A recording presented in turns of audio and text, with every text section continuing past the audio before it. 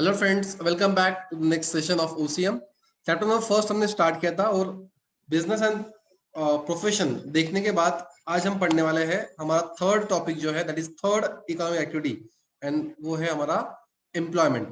हमने बिजनेस के बारे में बात कर ली थी, उसके 10 फीचर्स जो थे हमने उसको कंप्लीट किया था। हमने प्रोफेशन के बारे में बात की थी, प्रोफेशन के जो 7 फीचर्स थे वो भी हमने कंप्लीट कर लिए थे। अगर वो वीडियो देखे नहीं होंगे तो आपको पहले वो वीडियो देख लेना है एंड विल देन आपको आज का जो वीडियो है उसको देखना है। दैट इज व्हाट अभी थर्ड जो हमारा इकोनॉमिक एक्टिविटी है वो है एम्प्लॉयमेंट।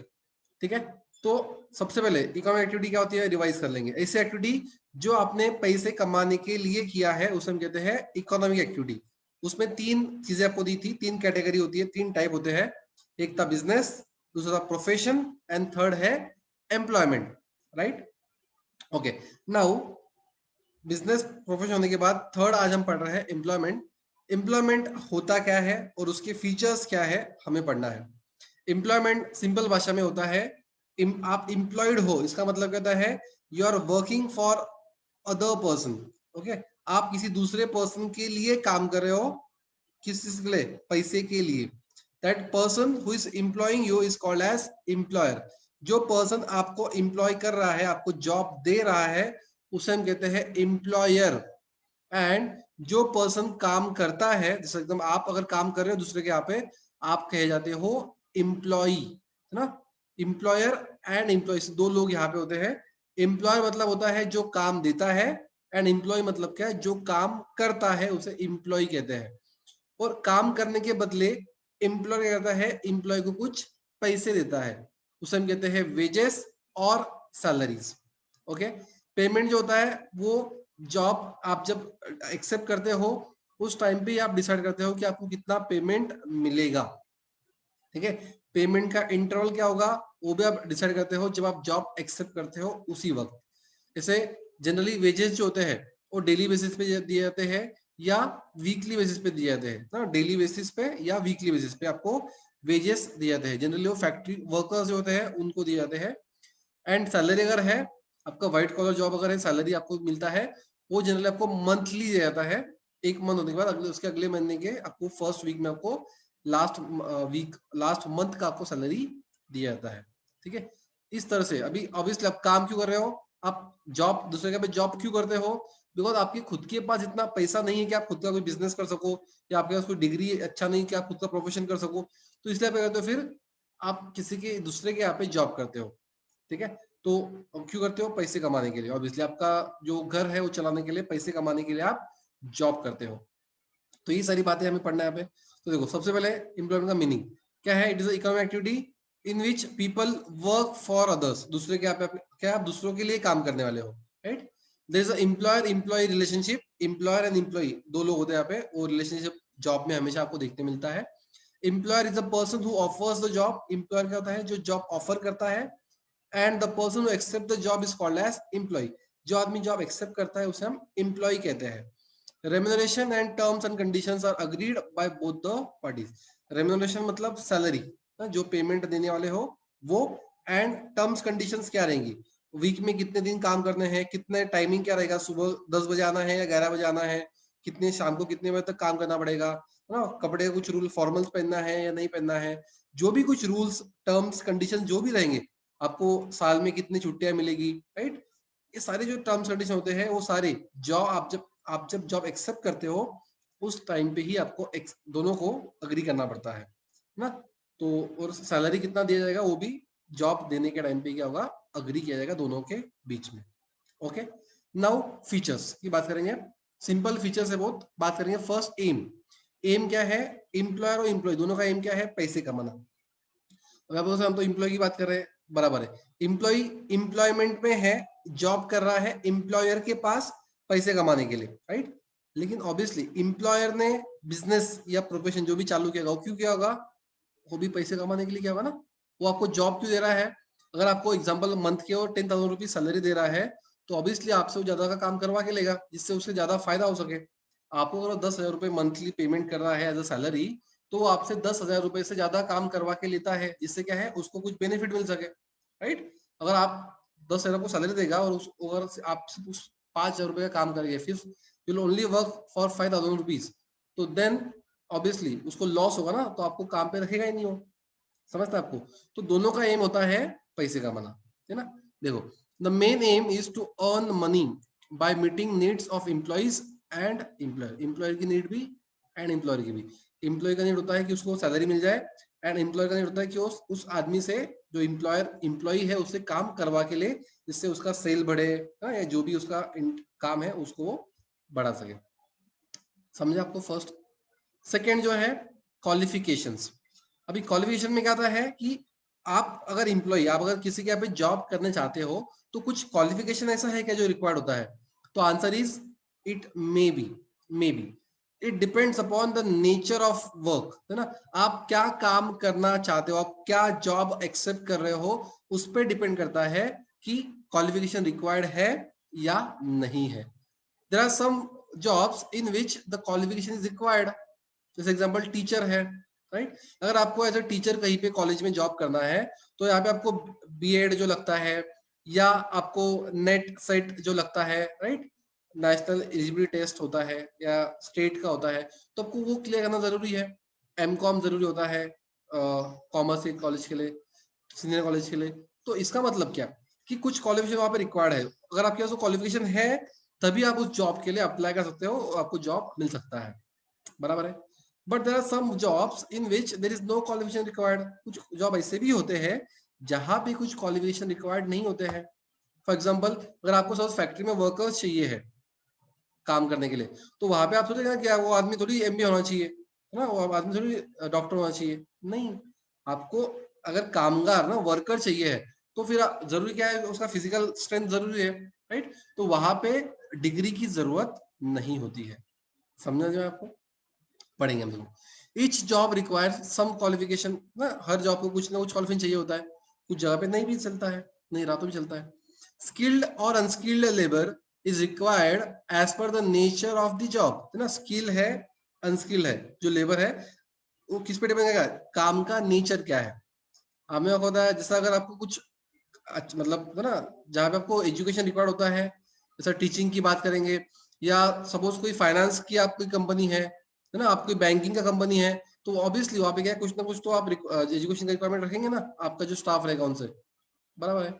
लेकिन आपको अगर अनस्किल्ड काम चाहिए है, जैसे आपको फैक्ट्री में वर्कर चाहिए है, तो वहां पे कोई रिक्वायरमेंट नहीं हो सकता। यहाँ पे आप वहां पे मिनिमम आप 8 की या 10 की पासिंग की आप रिक्वायरमेंट रख सकते हो, कि उसको पढ़ते लिखते आ जाए, उतना सफिशियंट है। तो इट डिपेंड्स, उसका कोई फिक्स रूल नहीं होता है यहाँ पे, ठीक है। For skilled job some specific qualifications are required. तो स्किल्ड जॉब के लिए जनरली क्वालिफिकेशन होता है, जैसे जॉब ऑफ नर्स, जैसे आपको अगर नर्स के काम करना है, तो आपको जो मिनिमम क्वालिफिकेशन होता है वो आपके पास होना चाहिए, ठीक है। But no specific qualification for unskilled job is necessary. Example, office boy. Office boy के लिए आपको क्वालिफिकेशन चाहिए कि आपको नहीं, है ना। तो इस तरह से आपका सेकेंड फीचर होता है एम्प्लॉयमेंट में, कि क्वालिफिकेशन क्या है, depends upon the nature of job, क्या काम करने वाले हो उस पर डिपेंड करेगा कि क्वालिफिकेशन रिक्वायर्ड है या नहीं है। कुछ जगह पे रिक्वायर्ड होता भी है और कुछ जगह पे रिक्वायर्ड नहीं भी होता है। समझ में आ गया? आगे देखेंगे मॉनेटरी रिटर्न्स। पैसे किस फॉर्म में मिलने का, तो मैंने आपको बताया सैलरी और वेजेस। अगर आप वर्कर्स हो, आप फैक्ट्री में काम कर रहे हो, तो जनरली आपको वेजेस मिलते हैं। आप अगर ऑफिस में काम कर रहे हो, आप एडमिनिस्ट्रेशन में काम कर रहे हो, तो आपको सैलरी मिलता है। सैलरी जनरली सैलरी आपको जनरली मंथ का मिलता है, मंथ में आपको अगले मंथ में लास्ट मंथ का सैलरी आपको नेक्स्ट मंथ के कुछ फर्स्ट वीक में मिलता है जनरली। और वेजेस अगर है तो आपको डेली बेसिस पे मिलते हैं या आपको वीकली बेसिस पे मिलते हैं, it depends. Company to company ये डिफर हो सकता है पॉलिसी, ठीक है। वेजेस और salaries is given as a financial return to employees after completion of job. काम करने के लिए क्या है, उनको रिटर्न देगा वेजेस या सैलरीज के फॉर्म में। Wages are decided in advance before appointment. Obviously उनको अपॉइंट करने से पहले ही वेजेस क्या होते हैं, डिसाइडेड होते हैं, ठीक है। वेजेस आर पेड डेली और वीकली। वेजेस जनरली डेली या वीकली दिए जाते हैं। Salary is paid monthly, salary monthly दी जाती है जनरली, ठीक है। Along with salary other benefits like bonus, quarters to stay, subsidise food in canteen etcetera also can be given to employees. देखो सैलरी तो दी जाती है, बट सैलरी के साथ, सैलरी के एक्स्ट्रा अलावा कुछ और भी चीजें जो है एम्प्लॉइज को दे सकती कंपनी चाहे तो। जनरली बड़ी कंपनी जो होती है वो जनरली क्या है, ये सब फैसिलिटीज देती है। जैसे बोनस देती है, दिवाली है, राइट, इंडिया में दिवाली है तो बोनस मिलेगा आपको। आपको रहने के लिए घर भी देती है कंपनी बहुत बार। आपको आपका कंपनी के अंदर ही खाना मिलता है फ्री में या बहुत कम रेट में, राइट। ऐसी बहुत सारी चीजें होती है जो कंपनी देती है अपने इम्प्लॉयज को। इम्प्लॉयज का ध्यान रखती है कंपनी, जिससे क्या है, कंपनी अगर इम्प्लॉयज का ध्यान रखेगी तो इम्प्लॉयज भी कंपनी के लिए अच्छे से काम करेंगे। तो इस तरह आपको पता होगा, शायद नॉलेज के लिए पता होगा, गूगल कंपनी जो है, आपने पता है ना, हर एक को पता है गूगल। तो वो जनरली एक अप्रोक्सीमेटली आपने अगर सुना होगा तो 500 करोड़ रुपए साल के खर्चा करती है सिर्फ इम्प्लॉयज के वेलफेयर पे। इम्प्लॉयज को अलग अलग टाइप की फैसिलिटीज प्रोवाइड करने में जनरली अप्रोक्सीमेटली 500 करोड़ रुपए खर्चा करती है। मतलब आपको बता रहा हूँ मैं कि ऐसे और बाकी भी जो बड़ी बड़ी कंपनीज है वो करती है, देखो ट्रांसपोर्ट का फैसिलिटी भी देती है ना, बस होती है उनकी प्राइवेट जो फ्री में एम्प्लॉयज को घर से ले पिकअप करती है और कंपनी पे छोड़ती है। कंपनी से बाद में काम के बाद कंपनी से आपको घर तक फिर से ड्रॉप करती है। आपको एग्जांपल दे रहा हूँ मैं कि ऐसी बहुत सारी कंपनीज होती है जो अलग अलग टाइप की फैसिलिटीज देती है other than wages and salary. Salary तो मिलती है, वेजेस मिलते हैं, उसके अलावा एक्स्ट्रा भी कंपनी अपने साइड से एम्प्लॉयज को देती है। ठीक है, that is monetary return. Now next is capital. Capital is required और नॉट? तो obviously the answer is no, because employ जो है he is working at some other place ना, दूसरे के लिए काम कर रहा है, तो उसे अपना खुद का पैसे की रिक्वायरमेंट नहीं है। पैसा किसका रहेगा? एम्प्लॉयर का रहेगा। सेटअप किसका रहेगा? पूरा कंपनी बिजनेस किसका रहेगा? पूरा एम्प्लॉयर का रहेगा। एम्प्लॉय को सिर्फ अपना टाइम देना है, अपना स्किल यूज करना है, बस। समझ में आपको? तो कैपिटल मतलब पैसा रिक्वायर्ड नहीं होता है for being employ of a company. No capital is required for employment because employer invest and provides everything to the employ for completing the job. आपको पूरी चीजें मिलती है एम्प्लॉयर से ही, आपको सिर्फ आपका टाइम एंड आपका एफर्ट जो है, स्किल जो है, वो आपको देना पड़ता है काम को पूरा करने के लिए। समझा? Next is registration. जैसे हमने देखा था प्रोफेशन में रजिस्ट्रेशन वॉज कंपलसरी, है ना, आपका जो भी काउंसिल है वहां पे आपको रजिस्टर करना पड़ता है। लेकिन यहाँ पे एम्प्लॉय के लिए कोई रजिस्ट्रेशन की रिक्वायरमेंट नहीं होती है। ठीक है ना? सिर्फ जो एम्प्लॉयर है वो चाहे तो कॉन्ट्रैक्ट कर सकता है आपसे, बॉन्ड कर सकता है, पर ऐसे कोई कंपल्सन नहीं होता है कि हर एक एम्प्लॉयर करता ही है ऐसा। ठीक है, नो रजिस्ट्रेशन इज रिक्वायर्ड। देखो रजिस्ट्रेशन की रिक्वायरमेंट नहीं है। आपको एक चीज समझना चाहिए कि ये जो पॉइंट्स है आपको ये डिस्टिंग्विश के लिए काम आने वाला है। इस चैप्टर से मोस्टली ये क्वेश्चन एग्जाम में आएगा ही, distinguish between business and profession, और प्रोफेशन एंड एम्प्लॉयमेंट, और बिजनेस एंड एम्प्लॉयमेंट। तो तीनों में से आपको कोई भी दो आपको डिस्टिंग्विश के लिए पूछ सकते हैं। तो आपको प्रॉपर तरीके से उसको क्या करना है, डिस्टिंग्विश करना है। मैं एक अलग से वीडियो भी बनाऊंगा इस चीज के लिए कि जिसमें आपको मैं सिर्फ डिस्टिंग्विश पढ़ाऊंगा तीनों का, कि क्या क्या पॉइंट्स आपको लिखने हैं और किस तरह से आपको उसका डिस्टिंग्विश भी करना पड़ेगा। ठीक है, every employ has to follow the rules and regulations mention in the terms and conditions of the employment contract. Employment आप जब करते हो, किसी का आप जब जॉब करते हो, आपको एक कॉन्ट्रैक्ट साइन करना पड़ता है। वहां पे जो रूल्स एंड रेगुलेशंस जो दिए होते हैं वो सारे एम्प्लॉयज को फॉलो करने पड़ते हैं। और कोई भी एम्प्लॉय अगर उसको ब्रिच करता है, ब्रेक करता है रूल्स को, तो फिर कंपनी उस पर एक्शन ले सकती है, सैलरी कट कर सकती है, या उसको जॉब से निकाल भी सकती है। समझा? तो रजिस्ट्रेशन की रिक्वायरमेंट नहीं है, लेकिन एम्प्लॉयज को रूल्स फॉलो करने पड़ेंगे। किसके? जो कॉन्ट्रैक्ट है एम्प्लॉयमेंट का, उस कॉन्ट्रैक्ट के। नेक्स्ट, नॉन ट्रांसफरेबिलिटी मतलब क्या? सपोज अगर मैं कोई कंपनी में जॉब कर रहा हूं, तो क्या मैं वो जॉब मेरे बच्चे को ट्रांसफर कर सकता हूँ क्या? तो answer is no. Answer is no. आप आपका जॉब किसी आपके रिलेटिव को, आपके बेटे को या किसी दोस्त को आप ट्रांसफर नहीं कर सकते हो। कुछ इमरजेंसी केसेस में और जनरली गवर्नमेंट के सर्विसेज में, जनरली अगर आपकी ड्यूटी के करते वक्त अगर डेथ होती है ना, पेरेंट की, या कुछ ऐसा होता है मिसहैप, तो उस केस में जनरली गवर्नमेंट क्या करता है, उनके फैमिली मेंबर में से किसी को एक को जॉब देता है, राइट। हाँ, लेकिन जनरल हम बात कर रहे हैं, जनरली क्या होता है कि जॉब को आप किसी दूसरे को ट्रांसफर नहीं कर सकते हो आपके इच्छा के हिसाब से। देखो, तो किस में होता है? सिर्फ बिजनेस में होता है। बिजनेस में आप क्या किसी को बैठा सकते हो, कोई फर्क नहीं पड़ता है, बट प्रोफेशन में भी चलता नहीं है, एंड एम्प्लॉयमेंट भी चलता नहीं है। ठीक है, employment can not be transferred from one person to another. आप एक आदमी से दूसरे आदमी को ट्रांसफर नहीं कर सकते हो। Example, if a teacher retires then he can not transfer his job to his son daughter. अगर टीचर रिटायर हो रहा है तो जॉब जो अपने बेटे को या बेटी को नहीं दे सकता है ना, उनके पास अगर क्वालिफिकेशन है तो अप्लाई करेंगे और वो बन सकते हैं, लेकिन सिर्फ अगर पेरेंट जो है अपने बेटे को या अपने बेटी को जॉब जो है वो ट्रांसफर नहीं कर सकते हैं। एम्प्लॉयर को चूज करना होता है। एम्प्लॉयर को लगता है कि उनका बेटा या बेटी अगर कैलिबर है, उनके पास भी है, तो उनको अपॉइंट कर सकते हैं। लेकिन समझना आपको समझना मीनिंग क्या है कि आप ट्रांसफर नहीं कर सकते हो एम्प्लॉयमेंट को। है उनका कैलिबर तो अलग से अपने अपने कैलिबर के हिसाब से ले सकते जॉब, लेकिन आप ट्रांसफर नहीं कर सकते हो। समझ में आया? And last but not the least इसका है नेचर ऑफ वर्क। जैसे हमने बात की थी कि प्रोफेशन में आप कहते हो कि स्पेशलाइज सर्विस जो आपके पास होती है वो आप प्रोवाइड करते हो। जैसे डॉक्टर लोग में ना मेडिकल ट्रीटमेंट जो होता है वो प्रोवाइड करता है। आर्किटेक्ट अगर जो होता है तो उनके पास डिजाइन जो होता है घर का या बिल्डिंग का कोई भी वो देता है। तो वैसे ही आप जॉब में आप जिस पर्पस के लिए एम्प्लॉयड हुए हो आपको वो काम पूरा करना पड़ेगा। जैसे एग्जांपल, अगर आप टीचर बोल के आपने जॉब ज्वाइन किया है कोई कॉलेज में कोई स्कूल में, तो आपको बच्चों को पढ़ाना पड़ेगा।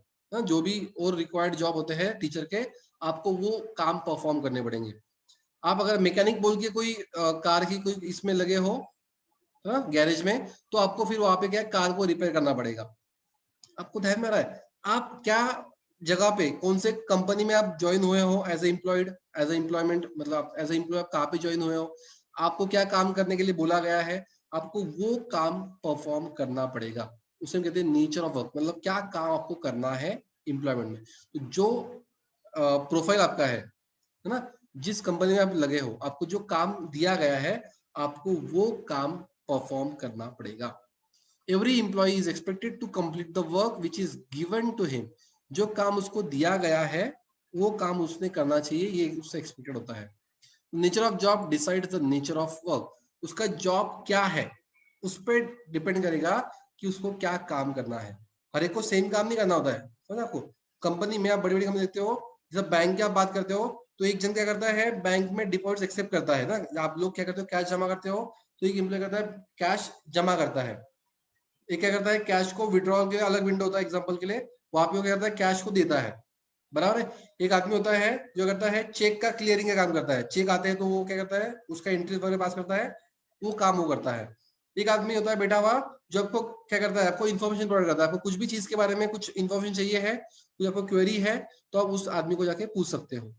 मतलब क्या, देखो अलग अलग काम अलग अलग लोग कर रहे हैं, जो उनको काम दिया गया है वो लोग क्या कर रहे हैं अपना अपना काम परफॉर्म कर रहे हैं। तो नेचर ऑफ जॉब क्या है उसके हिसाब से डिपेंड करेगा कि आपका काम क्या रहेगा।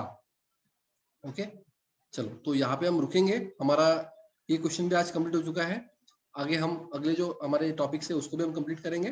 ठीक है, आपने अगर सब्सक्राइब अभी तक नहीं किया होगा तो प्लीज सब्सक्राइब कर देना, आपके दोस्तों के साथ शेयर करना और लाइक करना, कमेंट करना अगर आपको कुछ पूछना है या कुछ बताना है।